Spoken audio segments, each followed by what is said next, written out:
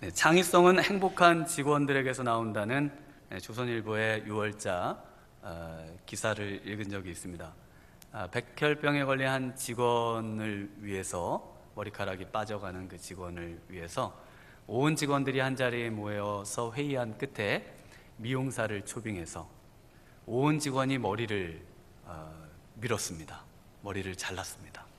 그래서 그 한 명의 직원이 백혈병에 걸려 머리카락이 빠지는 것을 안타까워하는 그 직원이 회사에 와서 직장 생활을 함에 있어서 조금도 부끄럽지 않고 또 그 아픔을 온 직원들이 함께 고통을 나누고 있다는 그런 분위기로 이 회사에서 모든 직원이 함께 삭발을 하고 사진을 찍은 그 사진이 전면에 실려 있었습니다.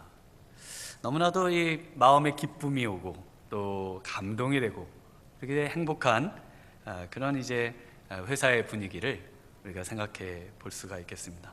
보아 테크놀로지라는 이 회사는 이 부분에 있어서 세계 95% 이상의 점유율을 가지고 있으면서 국내 보아 테크놀로지는 연간 36.63%의 성장을 보이면서 세계 최고의 매출 성장률을 보이고 있다고 합니다. 이처럼 기쁨이라고 하는 것은 또 이 기쁨이라고 하는 것의 힘은 그 사람의 어떤 역량을 끌어내에 있어서 100%, 200% 아니면 그 이상의 것을 끌어낸다고 하는 것을 우리가 이런 예를 통해서 볼 수가 있습니다. 그래서 기쁨의 사람은 당해낼 수가 없습니다. 하나님께서는 믿음의 자녀들이 이 땅을 사는 동안 기쁨으로 살기를 원하십니다.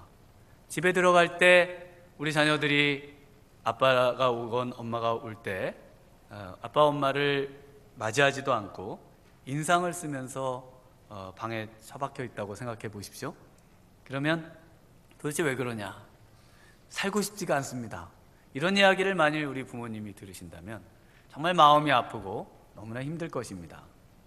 그러나 우리 아이들이 부모가 들어오는 소리를 듣고 바깥으로 뛰어나와 가방을 받고 또 아빠와 엄마의 옷을 챙겨주고 그리고 신발을 벗은 다음에 정리를 해주고 그리고 안기고 뽀뽀하고 식사 자리까지 가고 이러면서 함께하는 그 모습을 생각한다면 아마도 우리의 마음에 너무나 큰 기쁨이 있는 것과 마찬가지로 우리 하나님께서는 우리 자녀들을 보면서 하나님의 믿음의 자녀들을 보시면서 항상 마음에 콧노래를 부르시고 기뻐하시는 그 기쁨의 마음이 있습니다. 그러나 자녀들이 이 땅을 살면서 기뻐하지 아니하고 살고 싶어하지 아니하고 괴로워하고 안타까워 고통스러워한다면 우리 하나님의 마음이 얼마나 마음이 아플까 이런 생각을 해봅니다. 신앙은 단순히 기뻐할 일이 있을 때만 기뻐하는 것은 신앙이 아닙니다. 기뻐할 수 있는 환경이 되지 않아도 기뻐할 수 있는 것, 이것이 바로 신앙인 것입니다. 지난주에 한 목사님을 통해서 아주 감동적인 이야기를 들었습니다. 철로역정을 쓰신 존 버년이라는 분께서 이제 땜장이로 그 주전자나 냄비가 빵꾸가 나면 이렇게 떼어주는 거 있지 않았습니까?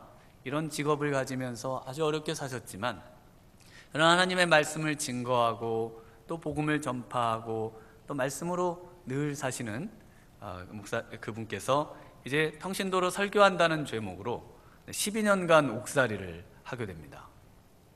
이분이 하루하루 감옥 생활을 하면서 도대체 나는 이 갇혀있는 감옥에서 어떻게 기쁘게 살 수 있을까?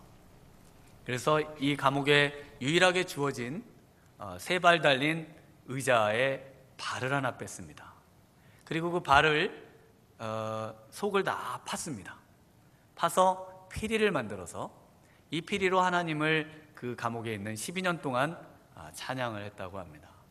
찬양 소리가 들려 간수가 오면 다시 의자에 꽂아놓고 또 간수가 가면 다시 이것을 빼서 찬양을 부르며 그곳에서도 복음을 증거하고 또 귀한 진리를 깨달아 많은 책을 저술한 그런 아주 신앙의 분이셨습니다. 오늘 주 안에서 항상 기뻐하라고 말씀을 전하고 있는 사도 바울 역시 기뻐할 수 있는 상황이 전혀 아닙니다. 기뻐할 수 있는 상황이 전혀 아님에도 불구하고 우리에게 기뻐하라고 합니다. 본인도 너무 기쁘다고 합니다. 이 쓰고 있는 빌립보서에 가장 많이 나오는 단어가 뭔가? 바로 기쁨이라는 단어가 13번이 등장합니다. 마음이 울적하고 힘들 때 이 빌립보서를 읽으면 마음에 기쁨이 솟고, 또 이 빌립보서를 읽으면 어디선지 기쁨이 몰려오는 그런 느낌을 주는 바로 책이 이 빌립보서입니다. 이 빌립보서에 있는 이 바울은 다른 서신에서는 자신을 갇힌 자로 표현을 합니다. 나는 그리스도 예수 안에 갇혀 있다. 그래서 갇혀 있지만 그러나 조금의 자유가 있습니다. 사람을 만난다든지 일정 구역에 돌아다닐 수 있는 자유가 있습니다. 그러나 오늘 빌립보서에서는 나는 매여 있다 이렇게 쓰고 있습니다. 빌립보서 초두에 자신은 매여 있다. 이 매여 있는 것은 갇혀 있는 것과 다릅니다. 매여 있는 것은 착고에 매여 있고 쇠사슬에 매여 있고, 그래서 조금도 꼼짝달싹 할 수 없는 그런 아주 중한 중죄인에게 내려지는 형벌이 바로 이 매여 있는 벌입니다. 그렇게 꽁꽁 묶여 있는 상황 속에서도 자신은 너무나 기쁘다고 고백합니다. 여러분이 조금도 움직일 수 없는 큰 쇠사슬을 메고 다니는 그런 상황 속에, 감옥 속에 있음에도 불구하고 사도 바울처럼 이렇게 기뻐할 수 있습니까? 사도 바울은 거기서 더 나아가서 오히려 우리의 삶 가운데 기뻐하라고 이야기하고 있습니다. 직장에 매여 있고 생계에 매여 있고 또 상사에 매여 있고, 또 우리 어머니들은 자녀들에게 매여 있고 가사노동에 매여 있고 섬겨야 하는 부모님께 매여 있고 친척들에게 매여 있고 적은 월급으로 살아가야 하는 그 빡빡한 삶에 매여 있고, 우리 자녀들은 학업에 매이고 학원에 매이고 또 앞으로의 진로에 매이고 또 여러 가지 친구 관계에 얽매이는 이런 상황에서라 할지라도 그러나 기뻐해야 한다 이렇게 지금 우리에게 권면을 합니다. 왜냐하면 하나님이 기뻐하는 삶을 원하고 계시기 때문에 그렇습니다. 우리 예수님은 예수님의 말씀처럼 오늘날은 피리를 불어도 춤을 추지 않고 고글에도 울지 않는 감정이 메말라 버린 그런 시대를 살고 있습니다. 함께 어울려 슬픔과 기쁨을 나누는 그런 기능을 상실해가는 사회와 시대 속에 우리가 살아가는 것입니다. 그럼에도 하나님은 우리가 하루하루를 기쁘게 살기를 원하십니다. 세상은 기쁨을 상실하고 우울한 상황 속에 기쁨의 어떤 내용을 상실해버린 시대를 살아간다 할지라도, 그리고 우리 역시 믿음의 사람들의 삶의 주변은 도저히 기뻐할 수 없는 그런 매임의 상황과 또 안타까운 상황이라 할지라도 그럼에도 불구하고 기쁨을 회복하며 사는 것이 하나님의 뜻입니다. 내일 지구에 종말이 온다 할지라도 오늘 하루 기쁨의 나무를 심겠다, 이런 결단이 바로 믿음의 결단인 것입니다. 의인은 믿음으로 산다고 선포했던 하박국 선지자가 나라의 멸망을 앞에 두고 창자가 흔들리는 두려움 속에 이런 고백을 합니다. 비록 무화과 나무가 무성치 못하며 포도나무에 열매가 없으며 감람나무에 소출이 없으며 밭에 식물이 없으며 우리의 양이 없으며 외양간에 소가 없을지라도, 남겨진 게 하나도 없습니다. 남겨질 수 있는 것들이 소망이라고 붙을 수 있는 것은 하나도 없습니다. 완전히 망했고 그리고 절망 그 자체입니다. 그러나 그 다음 절에 무엇이라고 고백합니까? 나는 여호와를 인하여 즐거워하며 나의 구원의 하나님을 인하여 기뻐하리로다. 의인은 믿음으로 산다고 했을 때 그 하박국 선지자가 고백한 것은 절망 속에 기쁨을 회복하는 것, 절망 속에 기뻐하는 삶, 기뻐할 수 없는 삶 속에 기쁨을 표현하는 삶, 그리고 기뻐하겠다고 결단하는 삶, 이것이 믿음이라고 이야기하고 있는 것입니다. 이것이 가능합니까? 감옥에 갇힌 사도 바울이나 또 나라가 망해 이방의 칼날에 군합발에 나라가 짓밟히는 상황에서라 할지라도 과연 기뻐하는 것이 가능한가? 이것을 우리가 깊이 생각해 보아야 할 것입니다. 우리가 당면한 수많은 고통 속에서도 기쁘게 살아갈 수 있는 이유가 무엇입니까? 오늘 본문에는 그것을 말씀해 주고 계십니다. 첫 번째는 참된 기쁨은 하나님께로부터 온다는 사실을 꼭 기억해야 합니다. 주 안에서 항상 기뻐하라. 이것은 주 안에서라는 말은 기쁨의 출처를 의미합니다. 주 안에 있어야만 기쁜 것입니다. 주님께만, 하나님께만 기쁨이 오는 것입니다. 게임이나 도박이나 개콘의 TV나 이런 것들이 기쁨의 원천이 아니라 참된 기쁨의 원천은 하나님으로부터 온다. 참된 기쁨은 하나님께만 있다는 것을 깊이 깨닫는 것이야말로 우리의 기쁨을 회복하는 데 있어서 가장 중요한 첫 단추라고 할 수가 있겠습니다. 그래서 다윗도 이런 귀한 진리를 깨달아 이렇게 표현하고 있습니다. 시편 16편 11절에 아주 중요한 구절인데, 주께서 생명의 길로 내게 보이시리니 주의 앞에는 기쁨이 충만하고 주의 우편에는 영원한 즐거움이 있나이다. 주의 앞에는 무엇이 있습니까? 기쁨이 있습니다. 그 기쁨은 단순히 조금 있는 기쁨이 아니라 아주 충만한 가득 찬 기쁨입니다. 주의 우편에는 무엇이 있습니까? 영원한 즐거움이 있습니다. 일시적으로 있다가 사라지는 즐거움이 아니라 영원한 즐거움, 변치 않는 즐거움, 항상 존재하는 우리 하나님으로부터 오는 그 즐거움이 그 안에 있다, 이것을 말합니다. 그리고 이 기쁨을 얻는 것이야말로 참된 생명의 길이라고 지금 다윗이 이야기해주고 계십니다. 우리의 생명은 무엇입니까? 생명은 기쁨입니다. 기쁨이 있어야 생명이 있는 것입니다. 기쁘지 않으면 죽은 것입니다. 기쁨이 있을 때 우리의 삶이 약동하고 또 우리의 삶이 뻗어나가는 것입니다. 그래서 다윗은 시편 86편 4절에 이렇게 간구합니다. 주여 내 영혼이 주를 우러러 보오니 주여 내 영혼을 기쁘게 하소서. 하나님 앞에 기도하는 기도의 내용이 무엇입니까? 내 영혼이 주를 바라보는 이유는 바로 하나님께서만이 나에게 기쁨을 주실 수 있습니다. 하나님이 기쁨을 주셔야만 나는 기쁠 수가 있습니다. 기쁨은 우리가 만든다고 만들어지는 것이 아닙니다. 내가 만들 수 있는 어떤 것이 아닙니다. 기쁨은 하나님이 주실 때만 우리 안에 찾아오는 것이 바로 기쁨입니다. 그렇기 때문에 기쁨을 얻기 위해 우리 내면을 들여다보시면 안 됩니다. 기쁨을 얻기 위해서는 다윗처럼 내가 내 영혼이 주를 우러러본다, 하나님을 바라보고 하나님이 기쁨을 주셔야 한다는 그 고백을 드려야만 기쁨이 찾아오는 것입니다. 사단은 우리를 늘 속입니다. 더 많은 물질을 얻어야 기쁨이 있고, 더 좋은 직장을 얻어야 기쁨이 있고, 또 우리 자녀들이 잘 돼야 기쁨이 있고, 또 내가 인생에 성공해야 기쁨이 있다, 이렇게 이야기합니다. 그러나 이 모든 것들은 다 거짓말인 것입니다. 진정한 기쁨은 하나님께 있는 줄 믿습니다. 이것이 시작이면서 가장 중요한 것입니다. 기쁨이 어디에 있습니까? 기쁨의 근원이 어디에 있습니까? 기쁨은 어디서 나옵니까?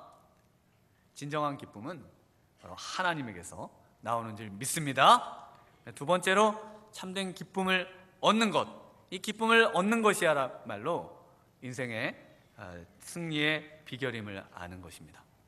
진정한 기쁨을 얻어야만 우리의 인생이 승리할 수 있습니다. 주 안에서 항상 기뻐하라. 이 주 안에서라는 말은 기쁨의 근원, 기쁨의 기원, 기쁨의 출처를 나타내기도 하면서도 동시에 기쁨의 대상을 나타내는 말입니다. 그래서 이 말씀은 주를 기뻐하라, 이렇게 번역할 수 있습니다. 기쁨이 하나님에게서부터 오고 바로 이 하나님을 기뻐해야 한다는 것입니다. 하나님을 기뻐할 때, 그럴 때 우리의 삶이 진정 능력 있는 참 신앙의 삶을 살아갈 수 있음을 말씀해 주고 계십니다. 느헤미야라는 위대한 지도자의 인도로, 또 지도력 아래 무너졌던 이스라엘 성벽이 단 52일 만에 재건이 됩니다. 그리고 나서 성의를 선포하고 한자리에 모두 모여 우리가 이렇게 모여 있는 것처럼 함께 예배하며 또 기도하는 그런 시간을 갖습니다. 모세의 율법책이 에스라로 말미암아 읽어질 때 많은 백성들이 슬퍼하며 웁니다. 지금 우리의 상황은 왜 이렇게 처절한가? 나라가 망해 압제 아래 있으며 우리의 대적은 너무나도 많다. 그러면서 너무나 안타까운 마음에 하나님을 그리워하며 웁니다. 그때 느헤미야가 이렇게 백성들에게 이야기합니다. 느헤미야가 또 이르기를 너희는 가서 살진 것을 먹고 단 것을 마시되 예비치 못한 자에게는 너희가 나누어 주라. 이날은 우리 주의 성일이니 근심하지 말라. 여호와를 기뻐하는 것이 너희의 힘이니라. 여호와를 기뻐하는 것이 너희의 힘이라. 우리가 주일 이렇게 모이는 모임은 기쁨의 모임입니다. 인상을 쓰고 모든 삶의 고뇌를 가지고 와서 하나님 앞에 우는 그런 모임이 아니고, 이곳은 한자리에 하나님 앞에 모여 그럼에도 불구하고 하나님을 기뻐하고 또 우리 옆에 있는 분에게 그 기쁨을 나누어 주고 함께 기뻐하자고 권면하는 그런 시간이 바로 이 예배의 한 시간인 것입니다. 믿으십니까? 예배는 기쁨입니다. 이곳은 축제입니다. 그래서 하나님이 오늘 이 자리에 함께 모여 이 기쁨과 축하를 나누도록 우리를 불러 모아 주신 것입니다. 어떤 어려움과 고통도 여호와를 기뻐함으로 이겨낼 수 있을 줄 믿습니다. 여호와를 기뻐하는 것이 예배의 핵심입니다. 차디찬 감옥 속에서도 기쁨으로 살았던 사도 바울이나 의자의 다리를 빼어 그것을 파내어 피리를 만들어 찬양을 부르며 기뻐하며 12년간 옥살이를 했던 존 버년이나 모두 하나님을 기뻐함으로 그 모든 고통을 뛰어넘어 하나님의 사역들을 감당해낸 것입니다. 하나님을 기뻐하는 기쁨이 이 시대를 이겨내는 바로 신앙의 힘인 줄 믿습니다. 이스라엘이 1948년에 독립을 하면서 수많은 전쟁을 치릅니다.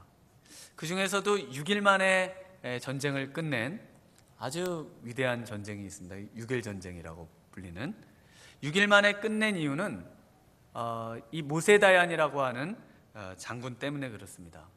아직 군사가 제대로 정비되어 있지 않은 상황에서 이 모세다얀 장군이 이제 군대를 편성하면서 국민들에게 이렇게 연설을 합니다.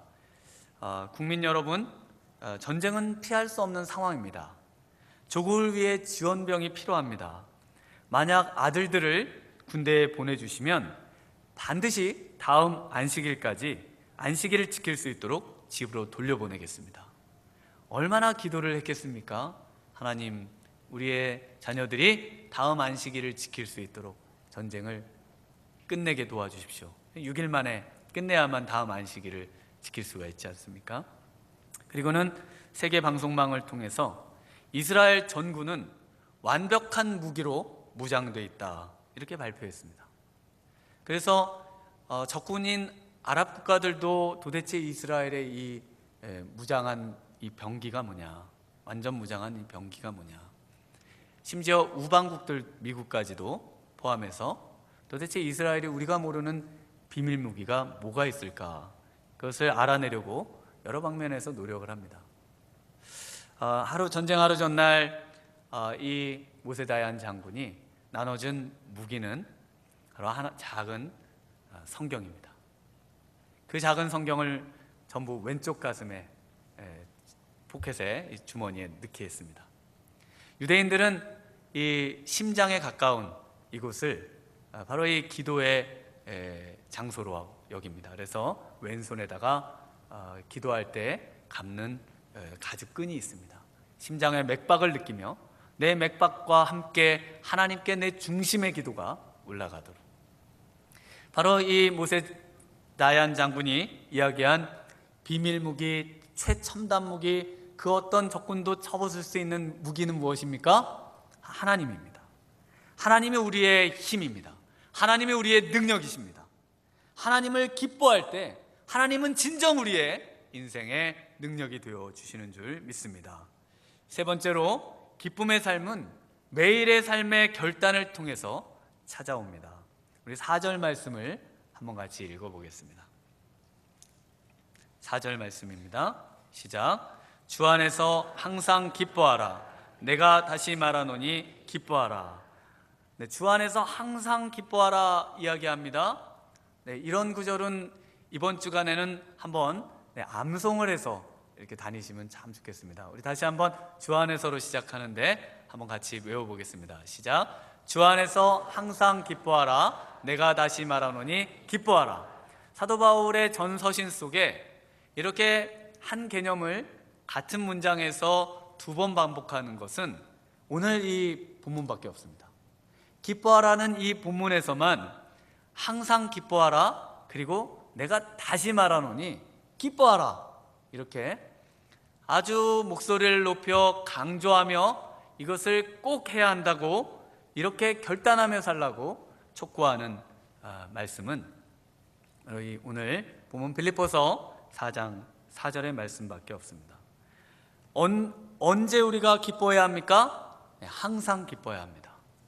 매 순간, 매일, 매초, 그리고 우리의 마음이 순간 울적해지는 그 순간에 우리가 기뻐하기로 결단해야 합니다. 지금 이 순간이라 할지라도 우리의 마음에 기쁨이 없다면 나는 기쁨으로 살아야 한다. 하나님이 내게 기쁨을 명하셨다. 나는 오늘 하루 기쁘게 살 것이다. 그리고 그렇게 결단하며 나아가는 삶. 환경은 연약하고 환경은 받쳐주지 않고 그리고 모든 것이 정말 힘든 상황이라 할지라도 이렇게 기쁨으로 나아가는 그런 결단이 필요하다는 말씀입니다. 이렇게 매일의 결단의 삶을 사도 바울이 세 가지로 말씀을 하고 있습니다. 첫 번째로 어떤 결단을 하라고 합니까? 우리 5절 말씀 한번 같이 읽겠습니다. 시작. 너희 관용을 모든 사람에게 알게 하라. 주께서 가까우시니라. 네, 여기서 관용의 삶을 결단하라고 합니다. 이 관용이라는 말은 인내라는 말로도 번역이 되고 친절이라는 말로도 번역이 됩니다만, 유진 피터슨 목사님은 이렇게 번역하고 있습니다. 내가 만나는 모든 사람에게 내가 당신 편임을 분명히 알리는 것. 내가 만나는 모든 사람에게 내가 당신 편이라는 것을 분명히 알도록 하는 것이 관용이라는 것입니다. 요즘 현대인이 얼마나 외롭습니까? 내가 이렇게 군중 속에 있지만 그러나 내 편이 없습니다. 한 이불을 덮고 자는 사람도 내 편이 아닙니다.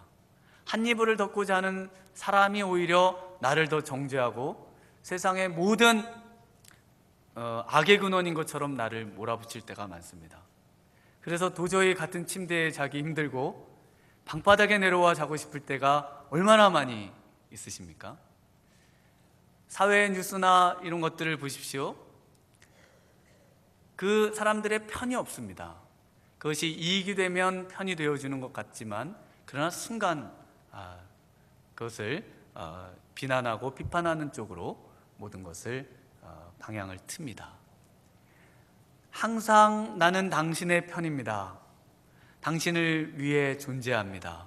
나는 당신을 위해 최선을 다할 것이고 당신을 위해 기도할 것입니다. 이 마음이 바로 관용의 마음이고 이 마음이 바로 예수님의 마음인 것입니다. 예수님은 지금도 이 땅에 사실 때도 우리 편이셨습니다. 지금 하나님 보좌 우편에 계실 때도 우리 편이십니다. 너가 광야로 간다 할지라도 나는 너와 함께 할 것이고 나는 너 편이다. 너가 실수하고 실패의 자리에 있다 해도 다른 사람들이 다 등을 돌리고 너를 떠나는 그 자리라 할지라도 나는 너 편이다. 너가 병들고 힘들어 세상에 버린 것 같이 되는 그 상황이라 할지라도 나는 너 편이다. 우리 주님께서 말씀하시는 바로 그 말씀은 바로 우리의 마음 가운데 새겨 우리가 우리 주위에 있는 사람들에게 나는 당신 편입니다. 이런 마음을 알릴 때 참 우리의 마음에 기쁨이 샘솟는 것입니다. 마치 백혈병으로 머리가 빠져가는 그 직원을 함께 위로하고 우리는 당신 편입니다. 이곳에 이 회사의 모든 직원은 당신 편입니다. 그래서 모든 직원이 삭발을 했던 것처럼 바로 우리가 우리 옆에 있는 누군가에게 바로 옆에 있는 분에게 우리가 당신을 위해 또 옆에 있는 분을 위해 기도하고 그분의 편이 된다는 것을 확인시켜 주는 것이야말로 가장 하나님이 기뻐하는 일이 되는 것입니다. 우리 옆에 계신 분에게 한번 인사하겠습니다. 나는 당신 편입니다. 네. 항상 어렵고 힘들 때 옆에 계신 이분들 때문에 우리는 힘을 얻고 나에겐 정말 함께하는 사람이 있다. 그래서 다시 용기를 얻고 힘을 얻고 기쁨을 회복하는 것입니다. 두 번째는 6절에서 7절입니다. 기도인데요. 우리 한번 같이 읽어보겠습니다. 6절, 7절입니다. 시작. 아무것도 염려하지 말고 오직 모든 일에 기도와 간구로 너희 구할 것을 감사함으로 하나님께 아뢰라. 그리하면 모든 지각에 뛰어난 하나님의 평강이 그리스도 예수 안에서 너희 마음과 생각을 지키시리라. 네, 바로 이 기도할 때 바로 이 기쁨을 회복할 수 있다. 그 기도의 결단을 필요로 한다. 이렇게 말씀하십니다. 우리의 기쁨을 뺏어가는 것이 무엇입니까? 네, 염려라 이렇게 말씀합니다. 염려는 염려대로 되지 않습니다. 염려한다고 염려대로 되는 거 별로 못 보신 것처럼 염려는 단지 우리에게 기쁨을 뺏어갈 뿐입니다. 기쁨을 뺏어가서 우리로 하여금 능력 있는 삶을 살지 못하게 하고 기쁨을 뺏어가서 우리로 하여금 남을 섬기며 도우며 살지 못하도록 만드는 것이 바로 염려입니다. 그래서 우리에게 염려가 찾아올 때마다 기도하라 이렇게 말씀하십니다. 우리가 너무나 잘 아는 말씀이 있습니다. 항상 기뻐하라, 쉬지 말고 기도하라, 범사에 감사하라. 네, 항상 기뻐하라 다음에 뭐가 따라옵니까? 쉬지 말고 기도해야 한다는 것입니다. 항상 기뻐하려면 쉬지 말고 기도해야 합니다. 항상 기뻐하려면 바로 기도라고 하는 것이 따라와야 합니다. 이 기도가 되려면 그 다음 뭐가 와야 합니까? 범사에 감사해야 합니다. 그래서 이 감사는 단순히 우리가 감사의 일기를 쓰고 감사의 글을 남기고 이럼으로써 어떤 행위로 마치는 것이 아니고 감사라고 하는 것을 통해서 우리의 마음이 기도의 마음으로 변화되는 것, 이것이 중요합니다. 저희 집 꼬마들도 매일 감사일기를 씁니다. 감사일기를 어떻게 쓰는가 하면요, 하나님 오늘 밥을 주셔서 감사합니다. 에휴. 하나님 오늘 게임하게 해주셔서 감사합니다. 에휴. 그 뒤에 자꾸 이렇게 한숨을 쉬어요. 그러니까 이제 억지로 감사를 지금 쓰고 있는 겁니다. 도저히 감사가 안 돼요. 그래서 그 다음 날도 보면 밥을 주셔서 감사합니다. 에휴, 이렇게 감사일기를 쓰실 거면 안 쓰시는 게 낫습니다. 감사는 우리의 마음에 정말 하나님 앞에 모든 것이 하나님으로부터 말미암고 또 하나님께 우리가 기도할 마음으로 나아갈 수 있는 그런 환경을 만드는 것입니다. 그래서 오늘 말씀에서도 염려하지 말고 오직 모든 일에 기도와 간구로 너희 구할 것을 어떻게 구합니까? 감사함으로 구하는 것입니다. 그리고 이것이 너희를 향하신 하나님의 뜻입니다. 이것이 무엇입니까? 네, 이것을 보통은 다 감사라고 이야기합니다. 그러나 이것은 기쁨입니다. 기쁨의 삶을 살도록 하기 위해 기도가 필요하고 기쁨의 삶을 살도록 하기 위해 감사가 필요합니다. 항상 기도하라고 그래서 기도만 하고 있다고 생각해 보십시오. 집에서 사람도 안 만나고 기도만 하고 여기 앉아서 기도만 하고 있다. 이것은 하나님이 원하는 삶이 아닙니다. 하나님이 원하는 삶은 힘을 얻어 기도 가운데 힘을 얻고 감사의 마음으로 힘을 얻어 더 기도해서 결국은 어떤 삶을 살기 원하십니까? 기쁨으로 삶을 살기를 원합니다.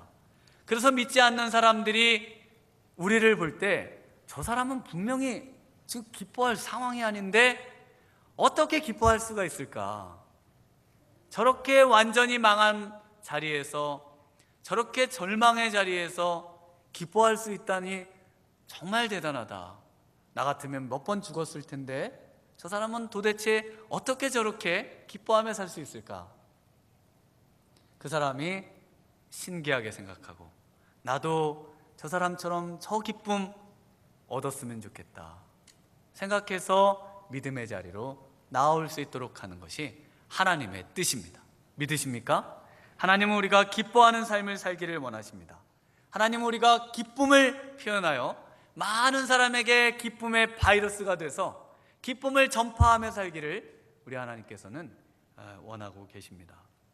세 번째는 생각입니다. 우리 8절 말씀 한번 같이 읽어보겠습니다. 시작. 정말로 형제들아, 무엇에든지 참되며 무엇에든지 경건하며 무엇에든지 옳으며 무엇에든지 정결하며 무엇에든지 사랑할 만하며 무엇에든지 칭찬할 만하며 무슨 덕이 있든지 무슨 기름이 있든지 이것들을 생각하라.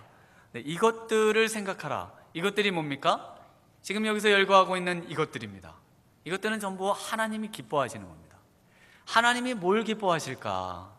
하나님이 기뻐하실 것이 무엇인가를 골똘히 생각하며 사는 것, 이것이야말로 기쁨의 삶을 살 수 있는 그런 결단의 내용이라는 것입니다. 여러분이 한 주간 살면서 가장 많이 생각하는 것이 무엇입니까? 그 생각의 방향을 바꿔서 하나님을 기뻐하시게 할 수 있는 게 뭔가 무엇일까를 생각하는 것, 이것이 바로 기쁨의 삶을 살 수 있는 길이라 이렇게 말합니다. 제가 아주 좋아하는 이야기가 하나 있습니다. 아주 항상 울적할 때마다 이 이야기를 생각하며 힘을 얻곤 합니다. 그 이야기는 연금술사의 마지막 부분에 나오는 광대 수도사 이야기입니다. 남을 웃기기를 좋아하는 이 광대 수도사가 수도원에 있습니다. 아마 지어낸 이야기인 것 같습니다. 전해 내려오는 이야기인데, 이 마리아가 이제 그 아기 예수님을 안고 이 수도원에 방문을 합니다. 이 엄청난 일이지 않습니까? 이 수도원의 수도사들이 이 아기 예수님을 맞기 위해 줄을 서서 아기 예수님을 맞습니다. 그리고 이제 이곳을 방문한 아기 예수님을 기쁘게 하기 위해서 이제 뛰어난 수도사들이 아기 예수님께 이제 여러 가지 기쁨의 내용들을 선보입니다. 어떤 수도사는 너무나 아름다운 시를 지어서 세상에 이렇게 주옥 같은 시가 있을까 싶은데 이 시를 읊습니다. 낭송합니다. 우리 예수님을 찬양합니다. 그런데 예수님이 웃지를 않으세요. 또 다른 수도사가 예수님께 가장 아름다운 예술 작품을 가지고 나옵니다. 이보다 더 아름답고 영감 어린 예술 작품이 없습니다. 보면 볼수록 영감을 주고 보면 볼수록 심령을 맑게 하고 보면 볼수록 힘을 주는 그 예술 작품을 예수님이 보셨는데 웃지를 않습니다. 모든 수도사들이 예수님에게 자신의 여러 가지 뛰어난 것들을 가지고 나와 보여드리지만 예수님이 웃지를 않습니다. 저 맨 끝에 있던 이 광대 수도사가 이제 주춤주춤 앞으로 나오려고 합니다. 모든 수도사가 나오지 못하도록 손짓을 합니다. 넌 나오면 안 돼. 너 나와서 우리 수도원 다 창피하게 만들고 망신시키려고 그래. 나오면 안 돼. 수도사가 그래도 앞으로 나갑니다. 그리고 어릴 때 고개사 아버지, 가난한 아버지에게 유일하게 배운 이 공을 던지는 이 기술, 그래서 예수님 앞에 가서 예수님께 그 옆에 있는 오렌지를 집어들고 예수님께 공을 던지며 예수님을 웃으며 예수님을 쳐다봅니다. 예수님께서 그 순간 손뼉을 치며 이 수도사를 향해 환하게 웃으시는 그런 일이 일어납니다. 그래서 그 수도원에 아기 예수님의 어머니 마리아가 유일하게 아기 예수님을 그 광대 수도사만이 안아볼 수 있도록 그 수도사에게 예수님을 건네줍니다. 우리의 가지고 있는 것은 보잘것없다 할지라도, 우리가 가지고 있는 재능은 보잘것없다 할지라도, 우리가 예수님께 드릴 수 있는 것은 비록 작은 것이라 할지라도, 그러나 날마다 우리의 심령 가운데 하나님을 기쁘시게 하고 예수님을 기쁘시게 할 수만 있다면 나는 정말 기쁘겠다, 이런 마음을 갖고 사는 것, 그리고 그런 마음을 갖는 자들에게는 바로 우리 예수님께서 그 마음에 찾아오셔서 그 마음에 함께 하신다는 귀한 진리를 우리에게 전해주고 있습니다.